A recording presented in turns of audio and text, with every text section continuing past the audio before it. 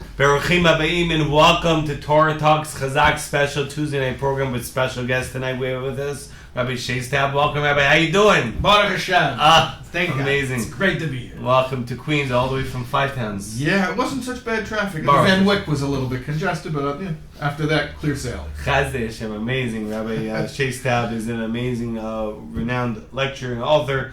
And Rabbi Taub, if you could tell our audience a little bit more about yourself and the great work you're involved with. Wow. Yeah, I know. I should sell myself. Baruch Hashem, I'm Zeicha. I am very privileged and grateful to be located in the Five Towns. I'm not originally from the Five Towns. I'm not originally a New Yorker. I'm from Chicago. Chicago. Yeah. And I'm Midwesterner. Yeah. So it's funny. I'm a shliach, Lubavitcher shliach, Chabad shliach from Lubavitcher Rebbe, and I say to people, most of the Rebbe shluchim were sent out from New York. They were originally in New York. They got sent. They lived in New York, and then they get sent out everywhere, Africa, China, whatever. All over the world. I got sent to New York. So I'm in Five Towns, Baruch Hashem, and there's a lot of work to be done there. It's an incredible community. And which one of the Five Towns? Well, I live in Cedarhurst, but we cater to all the Five Towns. Go out of the Five Towns in Cedarhurst on Maple Avenue, right there. Come visit us. The Rebbe's Yartzeit, the Lubavitcher Rebbe's Yartzeit was last week. Gimel Thomas, that's right. Gimel Thomas. Yeah. The Rebbe had a connection to the Rebbe himself. Yeah, here's the secret. It's not a secret; it's an open secret. Lubavitcher. But everything people credit me with as being an original thought is something I actually took directly from the Rebbe's teachings. Live, in person. The Sichos, I think they call it. The Sichos, yeah. The Rebbe's transcribed and edited talks. And, there's a collection of book called Likutei Sichos, which literally means a collection of talks. This we're going to was on Shabbat. Many of the talks are on Shabbat, not always. Throughout the 40 years, the Rebbe would speak at different gatherings, which are called Fabrengens, a Yiddish word Fabreng, which means a gathering. I think that word is well known now. Now it's become a well-known word. And the Rebbe would speak for hours, drawing from all different sources, from Kabbalah and from Halacha and Gemara, and from just weaving it in and talking about subjects like current events, talking about the Parsha, a lot about Rashi on the Chumash was one theme, talking about Rambam, whatever it is, everything, the whole gamut of Torah and of human experience. So at any rate, my secret is it's all in Likutei Sichos, and it's the book. I didn't coin this phrase, but I heard it and I liked it, so I stole it. It's the book that gets smarter every time you read it. Every time you go back, you're like, I missed that. Just for the record, Chazaq with a huge strength in Queens, the Lubavitcher Rebbe is buried in Queens. That's right. Just mentioning. Right. Queens is a very Cambria special Heights. place. That's right. Queens is very special. That's right. Yeah, has that status. Yeah. So, Rabbi, I know with Ernst, you're also an author of various different books. Yeah, it's one of my things. Yeah, author, writer. Yeah, I did a column for a while. I'm doing great things for Klais, for the Jewish people. Try to keep busy. Yagdir Torah B'Yadir. So tonight we're talking about chinuch, which is Jewish education, child rearing, and so Rabbi Taub, how did you get into the chinuch educational world? Was it something that you always wanted to do? Did it just happen out of nowhere? Were you pointed at from the Lubavitcher Rebbe saying, Rabbi Taub, you're going... Be an educator, or be into education. Yeah, it's an interesting question. So if I think about it, I think education is sort of in my blood. My parents are both educators. May they be well. My father's a psychologist, my mother's a speech pathologist. I thought educator is a Rebbe. Okay. It's a good question you're asking. So, there are all types of educators. Parents are educators. That's right. In fact, parents are the primary educators, right? Really, what's an educator? It's not really about what you're teaching. It's a relationship. That's how I define it. So anyone who's there to support somebody else's growth is an educator. In that sense, a coach of a football team is an educator, right? Or a business consultant, if they're a good one, is an educator. So there's all types of different education. And of course, when we speak about chinuch, about Jewish education, the most classic paradigm for that would be someone who teaches you Torah. Right. But education takes all types of different forms. And growing up, that's what I saw. I saw that my parents were very into this idea of facilitating other people's growth as human beings, also Jewishly. This is in Chicago. In Chicago, yeah. And the idea of sort of believing in human beings, believing in their potential, and that the greatest thing you could do is help somebody else maximize their potential. So this is what I grew up around.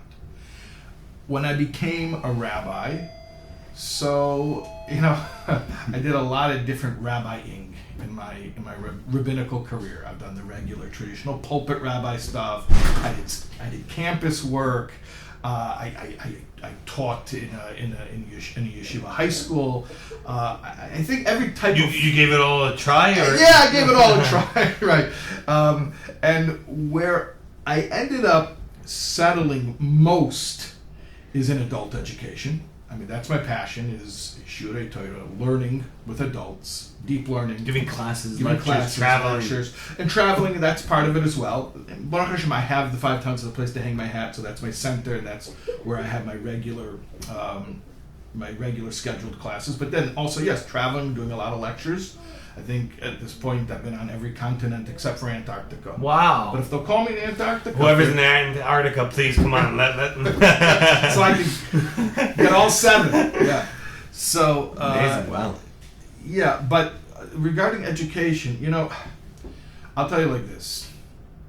Okay, let me back up a little bit. Rewind. The world's a big place. Okay? And eventually we believe the world will become perfect. We believe Mashiach is going to come and the world will become perfect. Okay. So how do we get from here to there? Right? You look around. There's problems in the world. All right. So here's how it struck me recently. When I say recently, I mean like in the past couple of years. If you look at the world and all the problems in the world, basically all problems are man-made. People make the problems. Okay. And people make problems because they have problems. They say hurt people, right? People who have been hurt others. Right.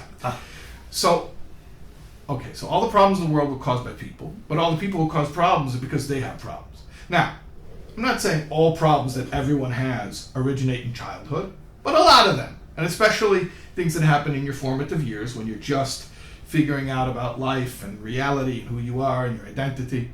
So here's what struck me. If we could just improve parenting so that the next generation would start off with a stronger foundation in life, think about all of the human problems that would be cleared up just from that. And strategically, if we could just improve parenting, really, we could deal with perfecting the whole world. At least a lot of the work would be done just through strengthening parenting. So to answer your question, I've done everything, but I'm seeing more and more the power of strengthening parents, that the transformation of the world really begins at the level of the family unit, strengthening mothers and fathers and their bonds with their children. And if you can do that, really, I don't think this is far-fetched to say, we can perfect the world. So you're saying it all comes within the parenting, the parents giving over to the children, the way they grow up, and that's going to have an effect on them for the rest of their lives. Of course. I mean, I don't even think anyone would argue that the way people are raised, the type of foundation they get in life, that's going to affect the trajectory of the rest of their lives. Everyone would agree to that. So, where do we have the most impact? Where do we get the most bang for our buck? In childhood, and setting up children for life, because children become adults and adults go on to influence the whole world. And so what do you suggest to the parents that don't have the time. Don't have the They're time. working Right. 9 to 5, Right. 5 to 9, 24/6. I guess we'll say. Yeah, I hear that. Yeah. So you're saying parenting is so important, but people have to, bring parnas, bring a livelihood to the house and pay the bills. Yeah, that's true.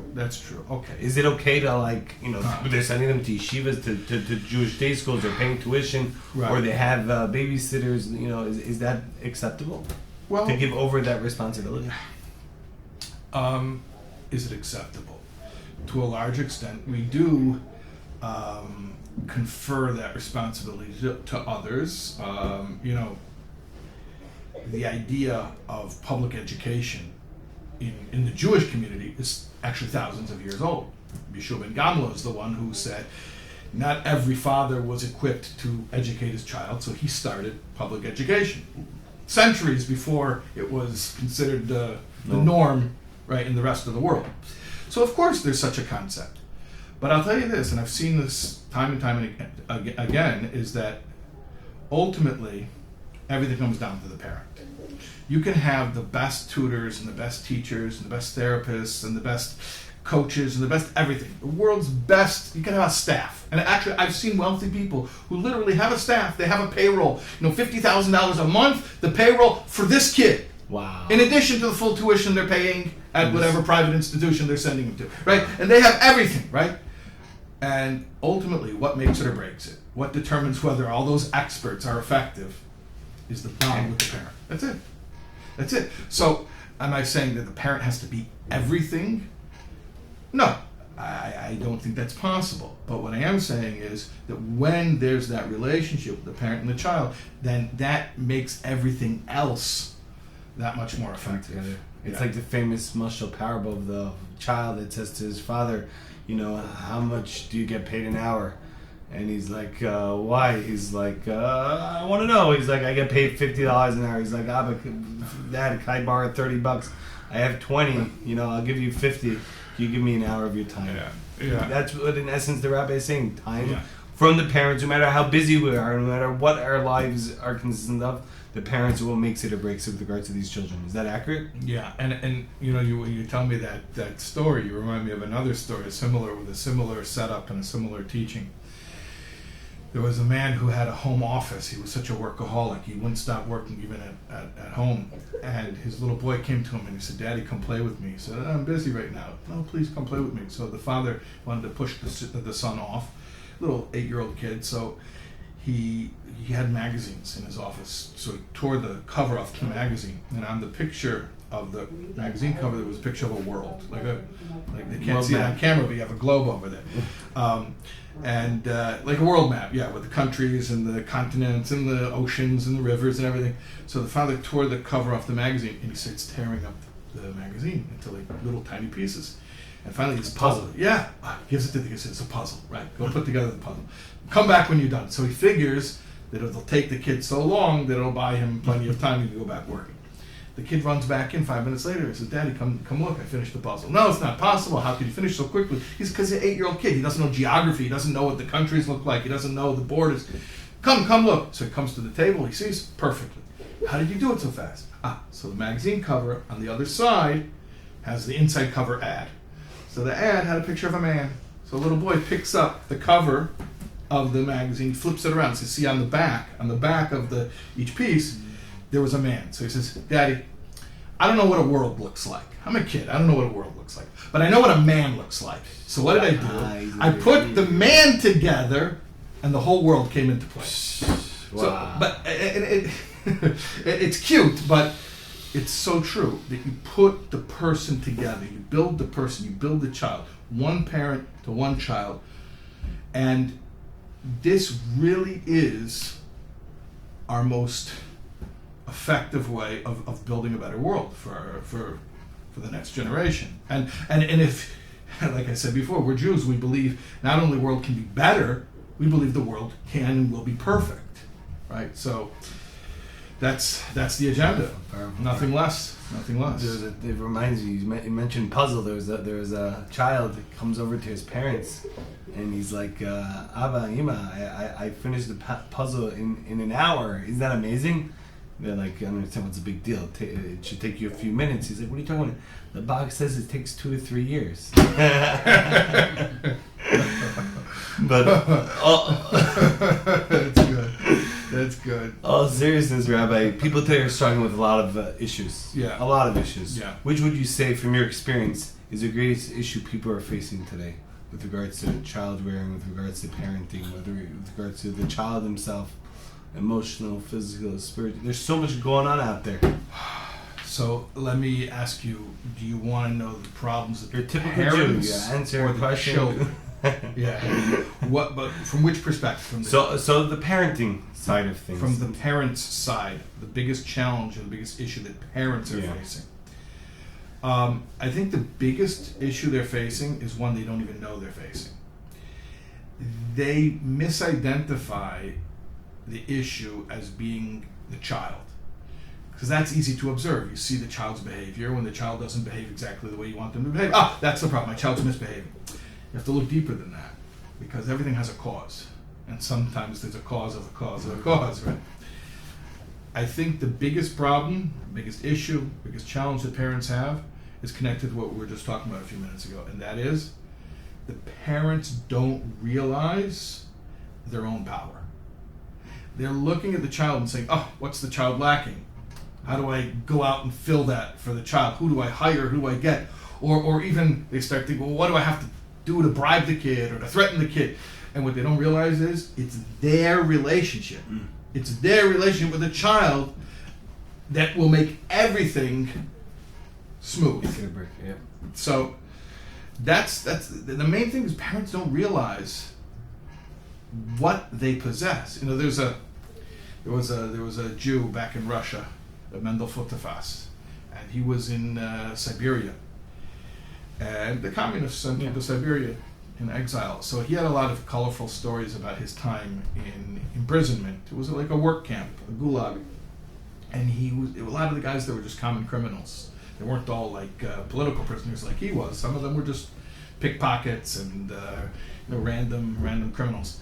So he had a lot of funny stories. So one of the stories he said is that somebody had a pack of cards, which is contraband. You're not allowed to have a pack of cards in the work camp. And the guard figured out, there's a pack of cards. So he wanted to catch them with the pack of cards. But every time the guard would come in, the pack of cards would disappear. And so the Mendel told this story years later, after he came out of Siberia, and he was recalling this at a Fabrengen, and he was saying, so the guard came in, and he was so frustrated, he turned over the whole place. He searched, he lifted up the beds, he lifted up the floorboards, he was looking behind the walls, and he couldn't find the cards. And finally, he said to the guys, listen, I'm going crazy. I have to know. I'm not going to punish you. I just need to know, where do you hide the cards? So they say, you're not going to punish us? He says, no, I just need to know for my sanity. So one of the guys says, listen, you know why I'm here, why I'm in prison? I'm a pickpocket. That's what I used to do. I used to stand on the street corner and take people's wallets right out of their pockets. I know how to do that.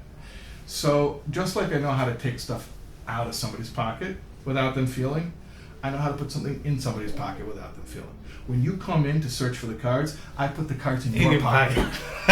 You tear up the whole room, and then when you turn to leave in frustration, whoop, take it right back out. So the Mendel said, you have to know, it's a heart of the evil inclination. He's tricky, he's smart. Where does he hide our power? Right where we don't look, right within. That's right. Yeah, and that applies to everything, but especially to Parenting, wow, amazing. Yeah. If you were to throw out like 2 or 3 tips for parenting or making parenting better in today's day of age, whether it's with the technology, which is something that many parents are trying to cope with, whether it's having issues with sibling rivalry, like there's so much we could go on with. If you would have to pick 1 or 2 things, tips to strengthen our parenting, what would it be, Rabbi? I'm putting you on the spot, sorry.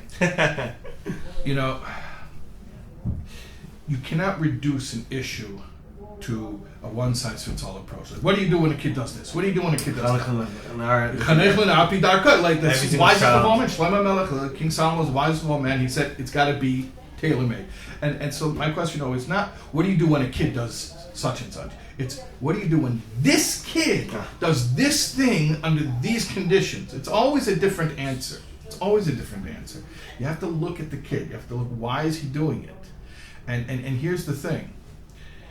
If you don't know, then find out. And by find out, I don't mean go interrogate your kid. What I mean is your connection with your child should be strong enough that you have a sense of why he's struggling with whatever it is he's struggling with right now. A lot of parents, their children are a mystery to them. There's a story, Rabbi Yitzchak said, I learned what love is from two drunks. He said, I went into an inn. In the old days, we used to have these inns on the side of the road. People would feed their horses, they would get a drink. It was like sort of like a bar and a hotel and a motel. All in one, right. They used to call it the krechma. So the Rabbi Yitzchak was in a krechma. And he said, I learned what love is from two drunks. He said there were two drunks, they're two Russian, non-Jewish drunks. And they were falling all over each other and like, we're drunk. So some people fight when they're drunk. These guys were lovey drunk. So they had their arms around each other. I love you, man. I love you, man. Right. So the other one, though, he got upset. He says, no, you don't love me. No, I love you. No, you don't love me. And this is what they're arguing about. Too drunk. Right. So Rabbi Yitzchak was listening to this. The Baal Shem Tov taught you can learn from everything. From everything you see, it's hashgacha pratis. It's divine providence that you even see it. So you can learn from everything. So he says, I'm watching these two drunks fighting. I love you. No, you don't love me. Okay. And then he says, I hear the most profound thing. The second drunk says to the first drunk, if you love me, then tell me what hurts me. So Rabbi Yitzchak said, that's what love is. Don't say, well, I do this for you, I feel that for you. No. Answer me one question. What hurts me? And this is what I ask parents all the time. Like, you know what keeps you up at 3 a.m. when you can't sleep and you're worrying. Do you know what each of your children are worrying about when they can't sleep? Whoa. And if you don't, so the answer is not to go interrogate them. Say, hey, I heard this guy on this podcast talking about, what are you worried about at night? That's not how you do it. What you do is make time. You talk about technology. Okay, there's a lot of issues there, but one of the things is it's just an easy way to connect to something. It's just an easy way, and a lot of times, unfortunately, it's very scary today. Children will find connection to random anonymous internet strangers where they feel, a connection, support, I'm seen, I'm heard. The biggest immunity that you can grant it, other than taking the proper precautions to not have those devices and all of that goes without saying, but the biggest immunity you can give your child to being desperate for looking for that kind of validation from strangers who may not have very good values, the biggest immunity you can grant your child is by giving that validation yourself. So they're not going out and looking for it. And I gotta tell you, a child will always prefer a parent's validation to anyone else's validation in the world. It's only when they don't get it that they become susceptible and vulnerable for looking for it everywhere else. Right. Yeah. Very, very, very, very interesting. Rabbi, there is obviously raising children that are younger. Yeah. And there's the teenagers. Yeah. And then there's, if they're not married, a little bit older. Let's jump to the... Even if they are married, because parenting never ends. Never ends. It continues. That's true. Yeah. Little children. Bedtime. Oh. This is a big challenge, bedtime. I'm talking out of experience, guys. I'm asking bedtime. Solutions, suggestions. Yeah. It's we have a tradition that the 3 prayers that we daven every day, the Shachas, Mincha, Ma'ariv, the morning, the afternoon, the evening, that those were established by the Oves, by the patriarchs. Avram Avinu, Abraham, established the morning prayer, right, Shacharit. And Yitzchak started Mincha, the afternoon prayer. And Yaakov started Arvit, the night prayer. So they said, well, why did Yaakov start Arvit? Well, if you had 12 kids at home, you'd also figure out an excuse to get out of the house at night. 12 children in the 12 tribes. I'm out. I have to go pray. That's a good one, Rabbi. There was a woman who, Leilena, she became an oval. She was in mourning and she had to sit Shiva. And in the Shiva house, they have a minyan for a Kaddish.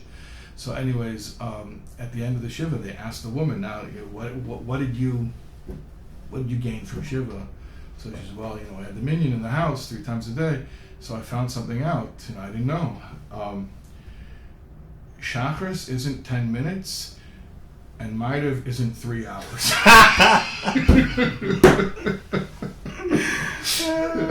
The ladies. Rabbi, you're rooting for a lot of Rooting husbands for a lot of right now, guys. Yeah. The wife said, "What? Ma'ariv not 3 hours?" No, you're right.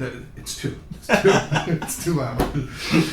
Yeah. Anyways, bedtimes. Yeah, it's tough. It's tough. It's Yeah. tough. We get it all the time. Yeah, but here's the thing: anything that's going to be adversarial, anything that's going to be a fight, you already lost.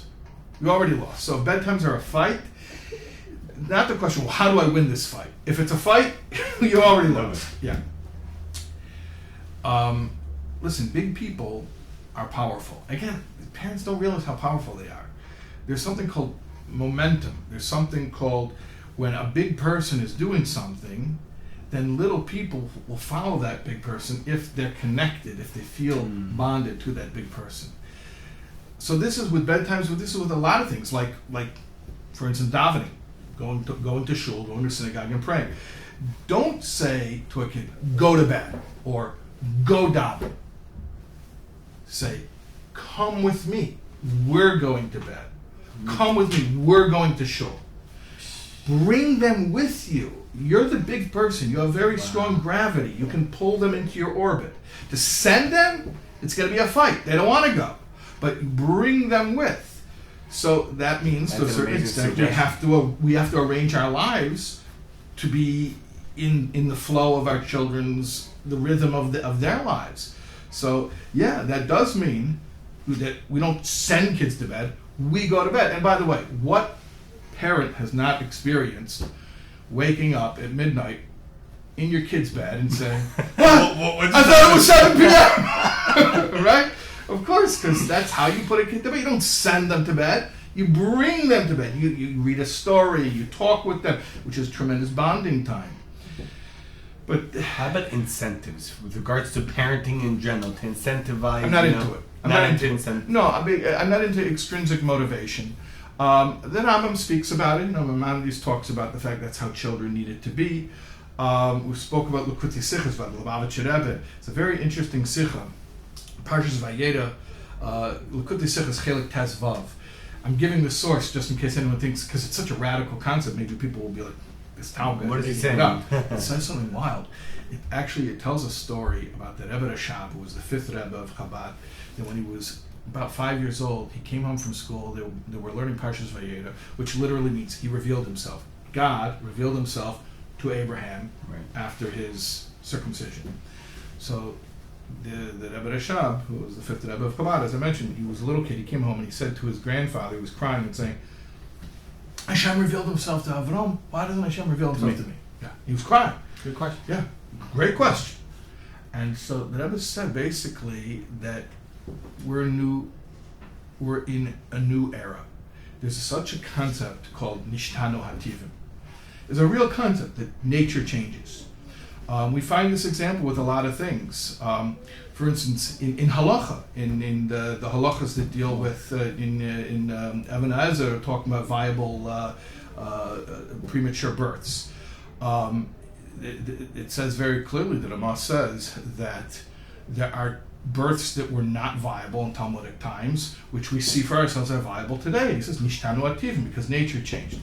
Or elsewhere in Shulchan Aruch, it talks about things that were considered dangerous, certain foods which were dangerous to them. They're not dangerous to you. Why? Not to say, God forbid, it wasn't true. It was true.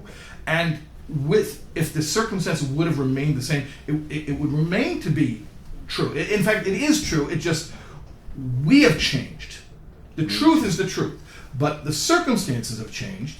So there is such a concept, nishtanu ativim, the human nature changes, and it could be a physiological nature, like your physical body, things of health, or like we were talking about a premature child, or it could be tchunas hanefesh, personality type things, like what motivates people. So the Rebbe says that once upon a time, it was very important. Reward and punishment was a primary motivator, and that's why the Rambam writes about it. And the Rambam admits it's not ideal. There's two places in Hilchos Tshuva and Mishnah Torah the Rambam writes about it, and also in Pirush Mishnayos in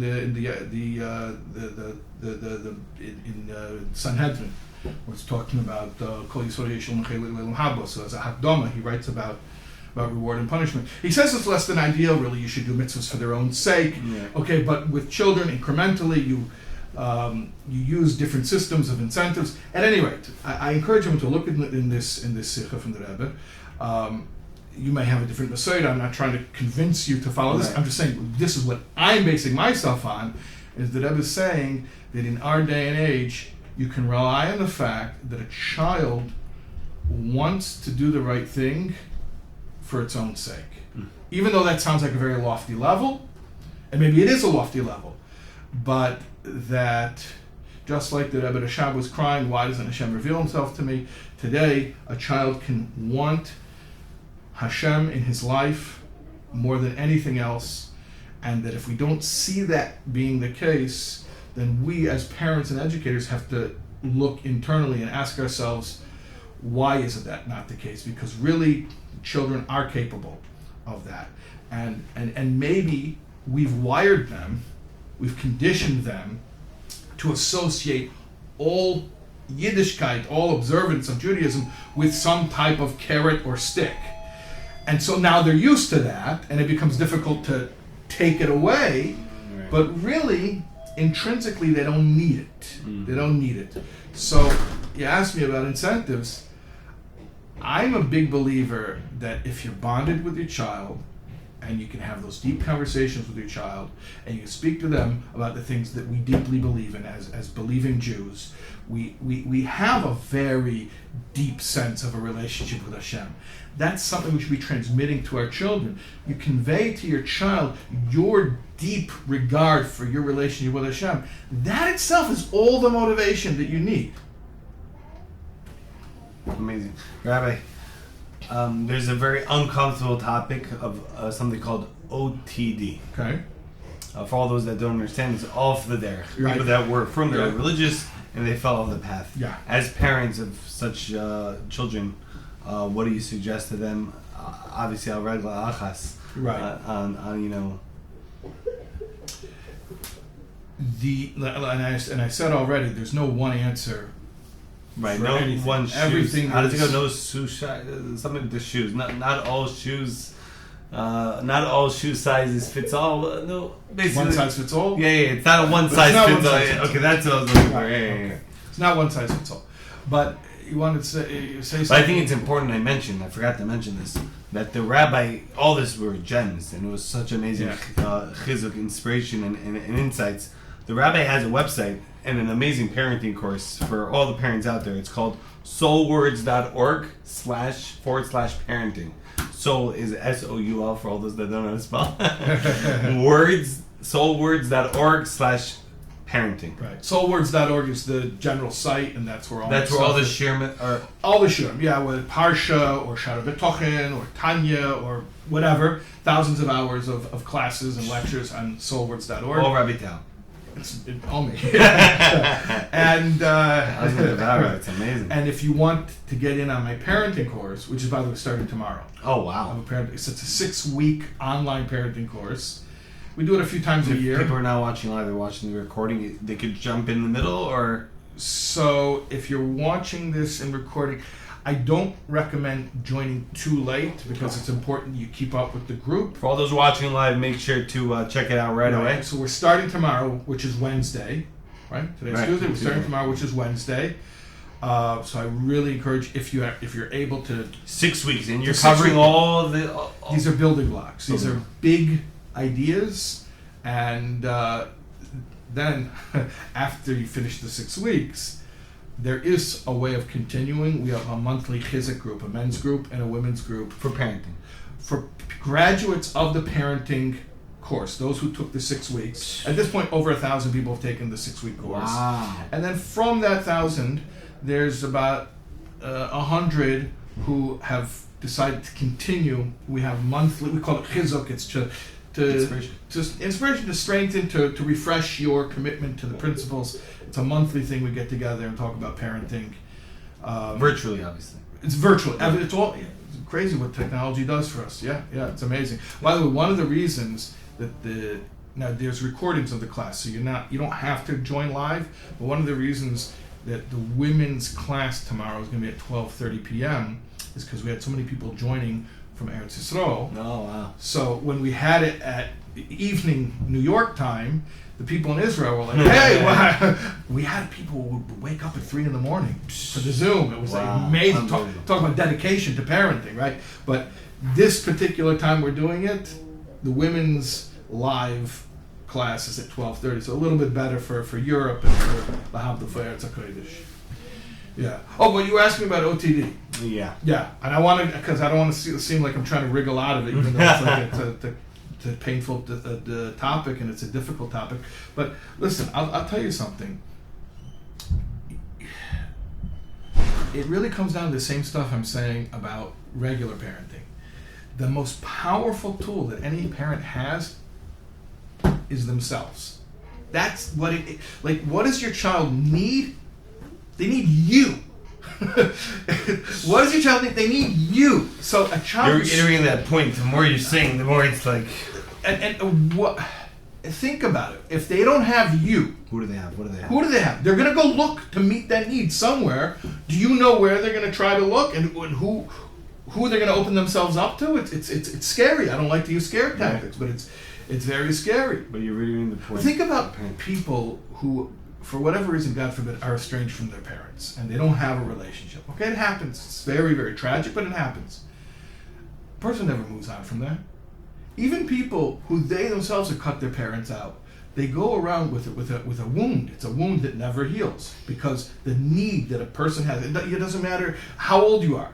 You could be yourself a grandfather, but the need to be bonded to a parent, to your mother and your father, that need never goes away. That's something we keep with us for our life. How many people do I know who are grown, they're adults, they're fathers, they're grandfathers, and their parents have passed away already? And I had a guy who told me, a very wealthy guy, very wealthy, and he told me that he says, I have right now $100 million in my bank.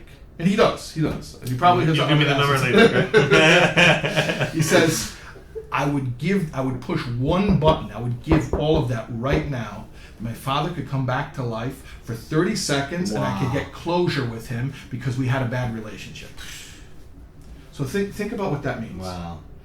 That need for a bond with a parent, it never goes away. It's so powerful. It touches everything about you, your self-concept, your confidence, your sense of whether or not the world is a safe place. And I'll tell you something more for those who are watching a show like this. I'm assuming people are interested in the Jewish religion. So I'll tell you, your relationship with your parents, what it also affects is your concept of Hashem. I've had people, Talmidei Chachamim, great Torah scholars, who will tell me, I know technically the greatness of God, but emotionally I cannot relate to it because in my mind, just like I was unworthy in my parents' eyes, that's how I feel toward Hashem. So if someone will ask me advice, I'll tell them Hashem loves you, but for me I know I'm not worthy of Hashem's love. And it's all because that's what they got in their relationship with their parents. So it has so many effects. It affects everything. It really affects everything. And another aspect of life where it affects marriage. The ability that your child has to grow up and have a healthy bond with their spouse, of course, that comes from the first bond they have, which is to their parents.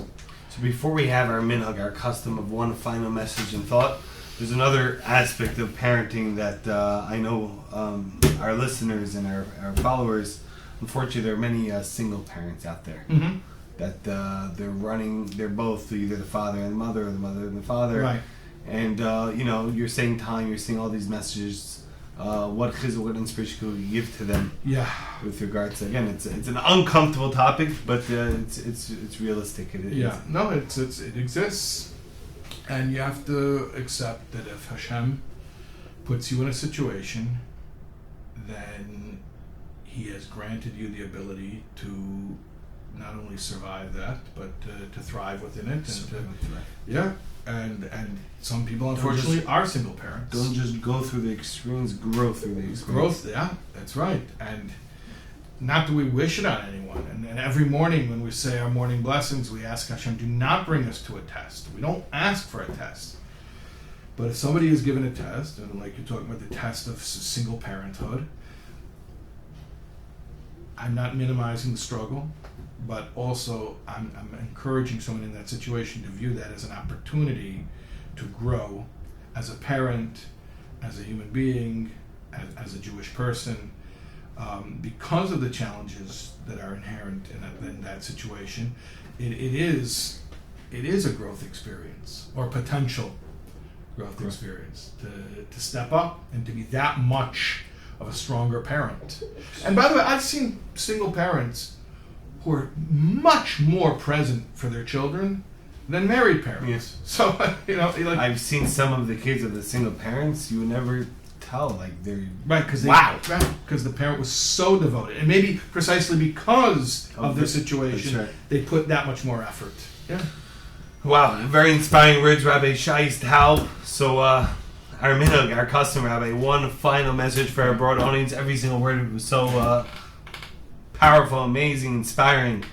Yeah. Final message? Yeah, parenting, chinuch, child rearing, education. Right.